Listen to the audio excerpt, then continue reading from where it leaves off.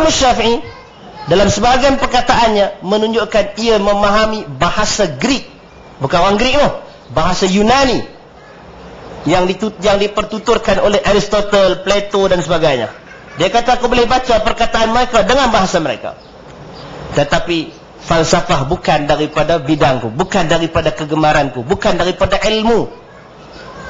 Falsafah, ilmu kalam bukan ilmu. Baik, tuan-tuan yang dirahmati Allah, itu perkenalan kita tentang Al-Imam Syafi'i.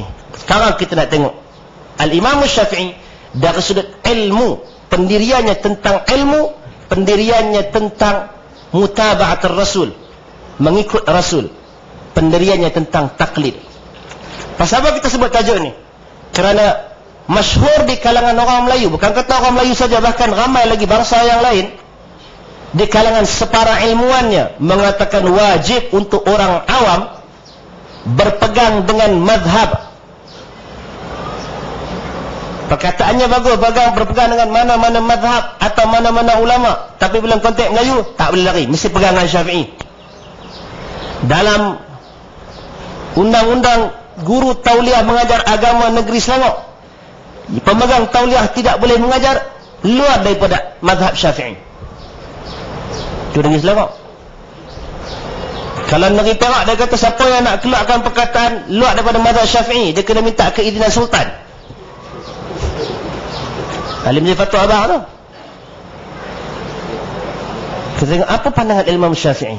Yang kita katakan ikut Syafi'i ni pun dia. Baik, perkataan sebelum tu kita lihat perkataan Al-Imam Ibn Hazm Al-Andalusi rahimahullah. Ibn Hazm beritahu, sesungguhnya para fuqaha yang diikuti itu telah membatalkan taklid, dan sesungguhnya mereka melarang anak-anak murid mereka daripada bertaklid kepada mereka. Dan yang paling keras sekali di kalangan mereka dalam hal ini ialah Asy-Syafi'i. Sesungguhnya dia sangat berlebihan dalam menegaskan untuk mengikut athar yang sahih dan berpegang kepada hujjah yang diambil daripada athar itu, ini pada sunnah Nabi, yang mana penekanan ini tak sampai oleh ulama-ulama yang lain. Bahkan dia telah berlepas diri daripada ditaklid dan mengiklankan perkara ini. Pasal itu tuan-tuan, kalau kita tengok perkataan yang anti taklid dalam kalangan 4 mazhab, Imam Syafi'i paling banyak. Antara perkataan Asy-Syafi'i rahimahullah, ma min ahadin wa tadhhabu alaihi sunnatu sunnatun li Rasulillah sallallahu alaihi wasallam wa ta'zubu anhu fama ma qultu min qawlin aw asaltu min aslin lahu fihi an Rasulillah sallallahu alaihi wasallam khilafa ma qultu fal qawlu ma qala Rasulullah sallallahu alaihi wasallam wa huwa qawli. Tidak ada seorang pun yang terima sampai kepadanya, pergi kepadanya sunnah Rasul,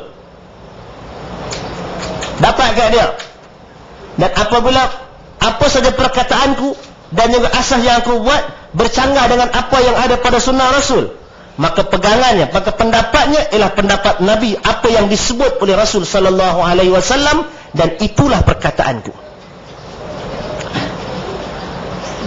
Hanya sekadar satu patah, satu frasa ini tuan-tuan sudah cukup bagi asas kepada kita. Tak kira dah mazhab apa pun, Asy-Syafi'i kata mazhabnya ialah perkataan Nabi sallallahu alaihi wasallam. Jadi tak timbul isu ini mazhab kita daripada mazhab lain, tak kira.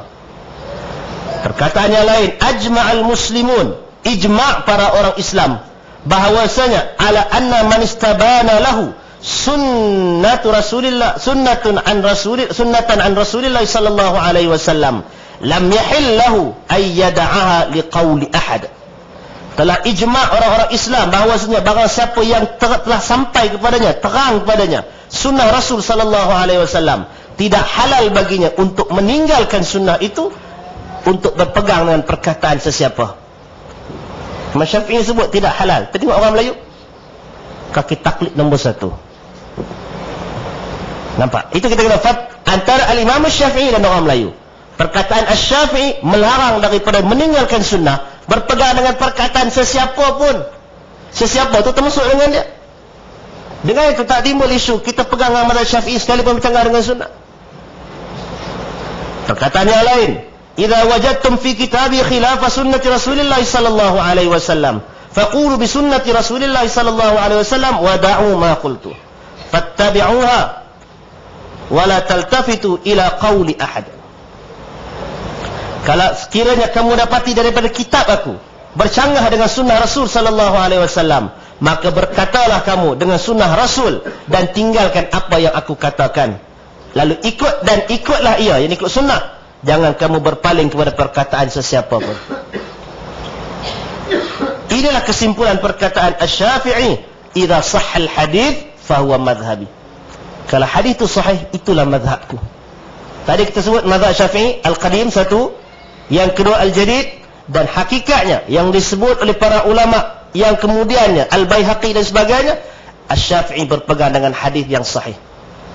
Pasal itu dalam bab, kalau tuan-tuan tengok dalam bab nawaqidul wudu, perkara yang membatalkan wudu, memakan daging unta, dalam mazhab Ahmad ia membatalkan wudu, tetapi tidak dalam mazhab Asy-Syafi'i. Al-Imam Al-Baihaqi, salah seorang ulama hadis bermazhab Syafi'i, menyatakan, mengulang perkataan Asy-Syafi'i ini, sekiranya hadis itu sahih, itulah mazhabku. Dalam kes itu tuan-tuan dikaitkan bab memakan daging unta membatalkan wudu, diambil perkataan Asy-Syafi'i, kalau hadis itu sahih maka itulah mazhabku. Kemudian Al-Baihaqi sebut pula telah sahih dua hadis berhubung dengan perkara ini.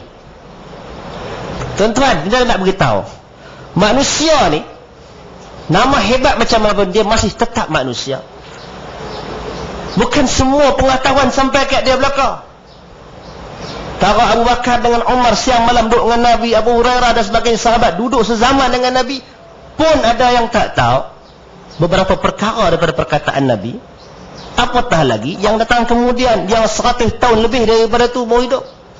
Tentu saja ada fakta, ada perkara yang tak sampai maklumat kepadanya. Itu bukan kekurangan, itu sifat tabi'i manusia, pasal dia bukan Tuhan yang sempurna. Tuhan, kalau segala-galanya duduk kat Imam Syafi'i, mana kitab Al-Um dah jadi sama tara dengan Quran. Kalau segala-gala kebenaran duduk pada perkataan Asy-Syafi'i, tuan-tuan,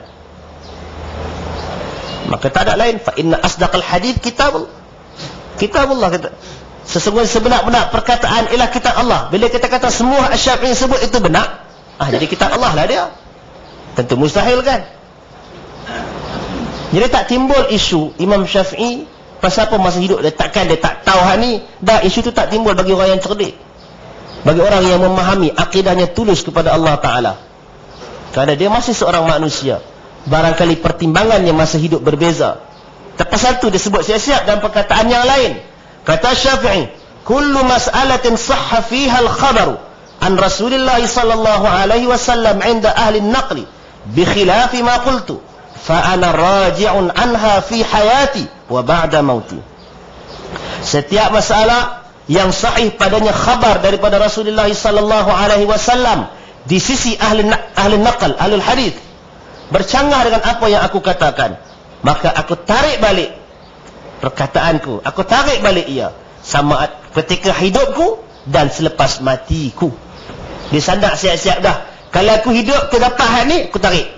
Kalau mati dah tak sampai ke dia, tapi sahih di sisi ulama hadis, bercanggah dengan apa yang dia sebut, maka hak nu yang aku punya ni aku tarik balik walaupun mati dah. Itu Asy-Syafi'i, tuan-tuan. Dan Asy-Syafi'i larang kita, kullu ma qultu, setiap apa yang aku kata, fakana 'ala nabi sallallahu alaihi wasallam khilafa qawli mimma yasih, dan yang datang dari Nabi sallallahu alaihi wasallam bercanggah dengan perkataanku, dan perkataan Nabi itu sahih, maknanya sunnah sahihah, hadis sahih, canggah dengan perkataanku. Fa hadithun nabi aula, maka hadis Nabi lebih utama. Fala tuqalliduni, jangan taklid padaku. Ini perkataan Asy-Syafi'i. Ini tuan-tuan yang dirahmati Allah, ini gambaran kita. Kalau kita habaq yang ini pun, tuan-tuan, sudah cukup dah bagi kita. Kembali kita kepada tajuk yang pertama tadi, iaitu berpegang kepada Quran, berpegang kepada sunnah Rasul sallallahu alaihi wasallam. Tak kira siapa habaq, tak kira ulama mana, tak kira